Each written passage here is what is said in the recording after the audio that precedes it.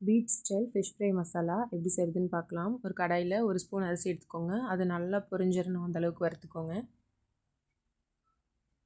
ஒரு ஸ்பூன் மல்லி, அதுவும் நல்லா கலர் மாதிரி வரணும், வாசம் வரணும், அந்தளவுக்கு வறுத்துக்கோங்க. ஒரு ஸ்பூன் சோம்பு, நல்லா பொரிஞ்சு கலர் மாதிரி வரணும். ஒரு ஸ்பூன் ஜீரகம், ஒரு ஸ்பூன் மிளகு, 1/4 ஸ்பூன் கடுகு, ஒரு 10லேருந்து 12 வெந்தயம், ஒரு 7-8 வரமிளகா போட்டுக்கோங்க. நல்லா வறுத்துருங்க. எல்லாமே ட்ரை ரோஸ்ட் பண்ணணும். 3லேருந்து 4 கொத்து கருவேப்பிலை எடுத்துக்கோங்க. அதுவும் நல்லா ரோஸ்ட் ஆகி வரணும். அதுவும் நல்லா வறுத்துட்டு ஒரு கட்டை பூண்டு, அதுவும் நல்லா வறுத்துடணும்.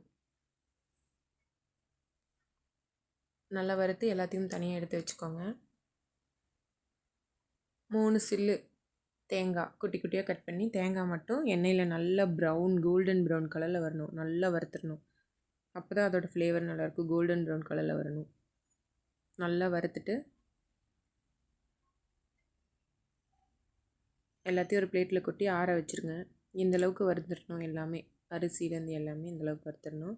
வறுத்துட்டு எல்லாத்தையும் எடுத்து அரைச்சிங்கன்னா, இந்த மாதிரி கன்சிஸ்டன்சியில் அரைச்சிங்கன்னா உங்களுக்கு சூப்பரான Marina beach style fish fry மசாலாவுக்கு பொடி தயாராகிருக்கும். நல்லாயிருக்கும். செஞ்சு பாருங்கள்.